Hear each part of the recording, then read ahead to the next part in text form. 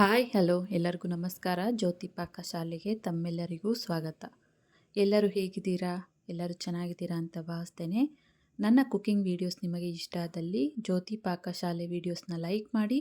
ಹೊಸದಾಗಿ ನನ್ನ cooking videos ನೋಡ್ತಿದ್ದಲ್ಲಿ ಜ್ಯೋತಿ ಪಾಕಶಾಲೆ ಚಾನಲ್ನ ಸಬ್ಸ್ಕ್ರೈಬ್ ಮಾಡ್ಕೊಳ್ಳಿ. ಈ ವಿಡಿಯೋ ಹೇಗನ್ನಿಸ್ತು ಅಂತ ಕಮೆಂಟ್ ಮಾಡಿ. ಹಾಗೆ ಈ ವಿಡಿಯೋ ಇಷ್ಟ ಆದಲ್ಲಿ ಒಂದು ಲೈಕ್ ಮಾಡಿ. ನಾನು ಈ ದಿನ ತುಂಬಾ ರುಚಿಕರವಾದಂತಹ ಪಾಲಕ್ ಸೊಪ್ಪಿನಿಂದ ಮಾಡುವ ಚಿಕನ್ ಗ್ರೇವಿ ಮಾಡುವ ವಿಧಾನ ತೋರಿಸ್ಕೊಡ್ತೇನೆ. ಯಾವುದರ ಕಾಂಬಿನೇಷನ್ ಆದರೂ ಈ ಪಾಲಕ್ ಚಿಕನ್ ಗ್ರೇವಿ ತುಂಬಾ ಚೆನ್ನಾಗಿರುತ್ತೆ. ಬನ್ನಿ ಪಾಲಕ್ ಚಿಕನ್ ಗ್ರೇವಿ ಮಾಡೋದು ಹೇಗೆ ಅಂತ ನೋಡೋಣ. ನಾನಿಲ್ಲಿ ಅರ್ಧ ಕೆಜಿಯಷ್ಟು ಚಿಕನ್ನ ತಗೊಂಡಿದ್ದೇನೆ. ನೀಟಾಗಿ ವಾಶ್ ಮಾಡಿ ಒಂದು ಬಟ್ಲಿಗೆ ಹಾಕ್ಕೊಂಡಿದ್ದೇನೆ. ಹಾಗೆಯೇ ಒಂದು ಕಟ್ಟಷ್ಟು ಪಾಲಕ್ ಸೊಪ್ಪನ್ನ ತಗೊಂಡಿದ್ದೇನೆ. ಕ್ಲೀನ್ ಮಾಡಿ ವಾಶ್ ಮಾಡಿ ತಗೊಂಡಿದ್ದೇನೆ.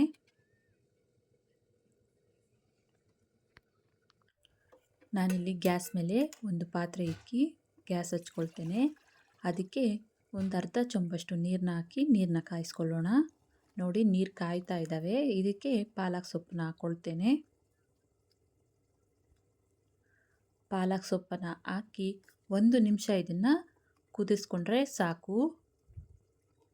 ಪಾಲಕ್ ಸೊಪ್ಪನ್ನು ಜಾಸ್ತಿ ಹೊತ್ತು ನೀರಲ್ಲಿ ಕುದಿಸ್ಕೊಂಡ್ವಿ ಅಂದರೆ ಗ್ರೇವಿ ಜಾಸ್ತಿ ಗ್ರೀನ್ ಕಲರ್ ಬರೋಲ್ಲ, ಕಲರೇ ಚೇಂಜ್ ಆಗುತ್ತೆ. ನಾನಿಲ್ಲಿ 1 ನಿಮಿಷ ನೀರಲ್ಲಿ ಕುದಿಸ್ಕೊಂಡಿದ್ದೀನಿ ಅಷ್ಟೇ. ಇದನ್ನು ಒಂದು ಬಟ್ಲಿಗೆ ತೆಗೆದುಕೊಳ್ತೇನೆ.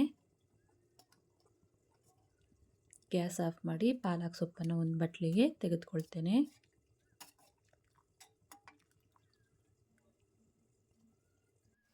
ನೋಡಿ ಪಾಲಕ್ ಸೊಪ್ಪು ಫುಲ್ ತಣ್ಣಗಾದ ನಂತರ ಮಿಕ್ಸಿ ಜಾರಿಗೆ ಹಾಕ್ಕೊಳ್ತಾ ಇದ್ದೇನೆ. ಇದಕ್ಕೆ ನಾನು ಇಲ್ಲಿ ಒಂದು 5ರಿಂದ 6 ಹಸಿಮೆಣಸಿನ್ಕಾಯಿನ ಸೇರಿಸ್ಕೊಳ್ತೇನೆ. ನಿಮಗೆ ಖಾರಕ್ಕೆ ತಕ್ಕಂಗೆ ಹಸಿಮೆಣಸಿನ್ಕಾಯಿನ ಹಾಕ್ಕೊಳ್ಬೋದು. ಹಾಗೆಯೇ ಸ್ವಲ್ಪ ಕೊತ್ತಂಬರಿ ಸೊಪ್ಪನ್ನ ಹಾಕಿ ಇದಕ್ಕೆ ಸ್ವಲ್ಪ ನೀರನ್ನ ಹಾಕಿ ನುಣ್ಣಗೆ ಇದನ್ನು ರುಬ್ಕೊಳ್ತೇನೆ.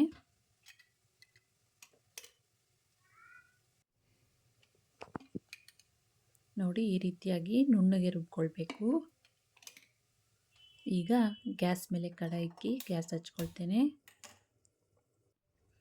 ಕಡಾಯಿಗೆ ಎಣ್ಣೆನ ಹಾಕ್ಕೊಳ್ತೇನೆ.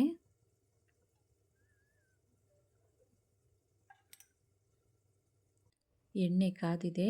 ನಾನಿಲ್ಲಿ 2 ಮೀಡಿಯಂ ಗಾತ್ರದ ಈರುಳ್ಳಿನ ಸಣ್ಣದಾಗಿ ಕಟ್ ಮಾಡ್ಕೊಂಡಿರೋದನ್ನು ಕಡಾಯಿಗೆ ಸೇರಿಸ್ಕೊಳ್ತೇನೆ. ಈರುಳ್ಳಿನ ಎಣ್ಣೆಯಲ್ಲಿ ಚೆನ್ನಾಗಿ ಫ್ರೈ ಮಾಡ್ಕೊಳ್ಳೋಣ.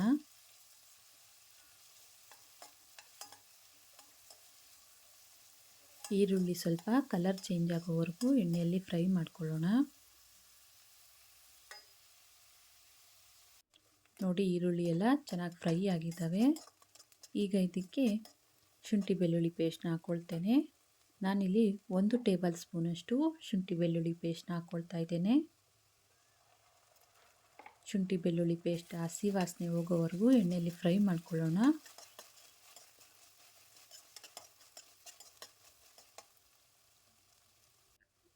ನೋಡಿ ಶುಂಠಿ ಬೆಳ್ಳುಳ್ಳಿ ಪೇಸ್ಟ್ ಹಸಿ ವಾಸನೆ ಹೋಗೋವರೆಗೂ ಫ್ರೈ ಮಾಡ್ಕೊಂಡಿದ್ದಾಯಿತು.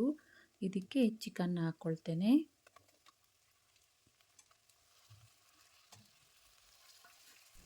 ಚಿಕನ್ನ ಹಾಕಿ ಇದನ್ನು ಚೆನ್ನಾಗಿ ಕಲಿಸ್ಕೊಳ್ಳೋಣ.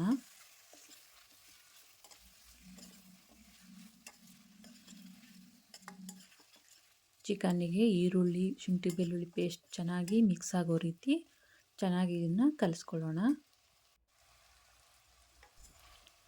1-2 ನಿಮಿಷ ಇದನ್ನು ಚೆನ್ನಾಗಿ ಫ್ರೈ ಮಾಡ್ಕೊಳ್ಬೇಕು. ಚಿಕನ್ನ ಹಾಕಿ ಚಿಕನ್ನಲ್ಲಿರೋ ನೀರೆಲ್ಲ ಬಿಟ್ಕೊಳ್ಳೋ ತನಕ ಇದನ್ನು ಚೆನ್ನಾಗಿ ಫ್ರೈ ಮಾಡ್ಕೊಳ್ಬೇಕು.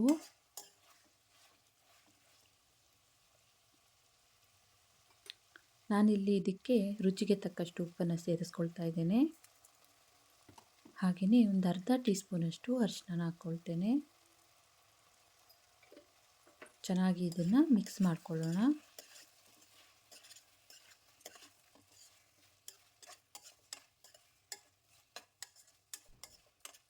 ಇದನ್ನು 1-2 ನಿಮಿಷ ಫ್ರೈ ಮಾಡ್ಕೊಳ್ಳೋಣ. ನೋಡ್ಬೋದು ಚಿಕನ್ನಲ್ಲಿರೋ ನೀರೆಲ್ಲ ಬಿಟ್ಕೊಳ್ತಾ ಇದೆ. ಈಗ ಇದಕ್ಕೆ 1-2 ಟೇಬಲ್ ಸ್ಪೂನಷ್ಟು ಗಟ್ಟಿ ಮೊಸರನ್ನ ಹಾಕ್ಕೊಳ್ತೇನೆ. ಮೊಸರನ್ನ ಹಾಕಿ ಚೆನ್ನಾಗಿ ಇದನ್ನು ಮಿಕ್ಸ್ ಮಾಡ್ಕೊಳ್ಳೋಣ.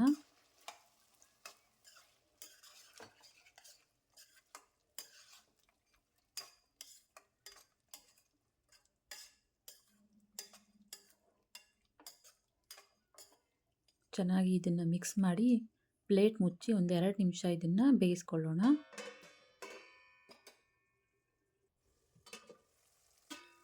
ನೋಡ್ಬೋದು ಚಿಕನ್ನಲ್ಲಿರೋ ನೀರೆಲ್ಲ ಚೆನ್ನಾಗಿ ಬಿಟ್ಕೊಂಡಿದೆ. ಈಗ ಇದಕ್ಕೆ ಮಸಾಲೆನ ಸೇರಿಸ್ಕೊಳ್ಳೋಣ.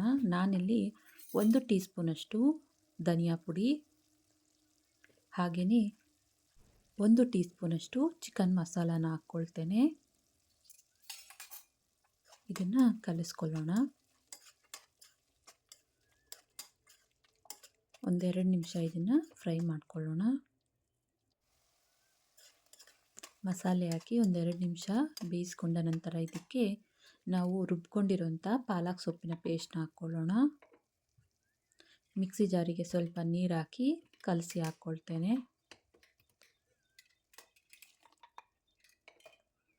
ಚೆನ್ನಾಗಿ ಇದನ್ನು ಮಿಕ್ಸ್ ಮಾಡ್ಕೊಳ್ಳೋಣ.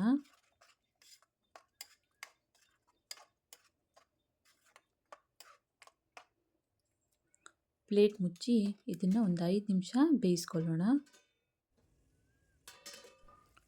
ನೋಡಿ ಗ್ರೇವಿ ಎಲ್ಲ ಚೆನ್ನಾಗಿ ಫ್ರೈ ಆಗಿ ಸೈಡಲ್ಲೆಲ್ಲ ಎಣ್ಣೆ ಬಿಟ್ಕೊಂಡಿದೆ. ಪಾಲಕ್ ಚಿಕನ್ ಗ್ರೇವಿ ರೆಡಿ ಆಯಿತು.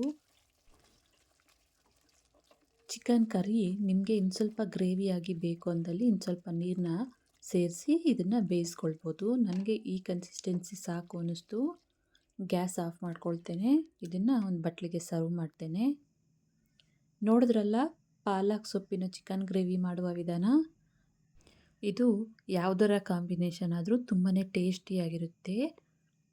ಈ ರೆಸಿಪಿ ನಿಮಗೆ ಇಷ್ಟ ಆಗಿದೆ ಅಂದ್ಕೊಳ್ತೇನೆ. ಇಷ್ಟ ಆದಲ್ಲಿ ಈ ವಿಡಿಯೋಗೊಂದು ಲೈಕ್ ಮಾಡಿ. ಯಾರೆಲ್ಲ ಸಬ್ಸ್ಕ್ರೈಬ್ ಮಾಡ್ಕೊಳ್ದೆ ವಿಡಿಯೋ ನೋಡ್ತಿದ್ದಲ್ಲಿ ಪ್ಲೀಸ್ ಸಬ್ಸ್ಕ್ರೈಬ್ ಮಾಡ್ಕೊಳ್ಳಿ. ಈ ವಿಡಿಯೋ ಹೇಗನ್ನಿಸ್ತು ಅಂತ ಕಮೆಂಟ್ ಮಾಡಿ. ಹಾಗೆ ಈ ವಿಡಿಯೋನ ನಿಮ್ಮ ಫ್ರೆಂಡ್ಸ್ ಆ್ಯಂಡ್ ಫ್ಯಾಮಿಲಿ ಮೆಂಬರ್ಸ್ಗೆ ಶೇರ್ ಮಾಡಿ. ಧನ್ಯವಾದಗಳು.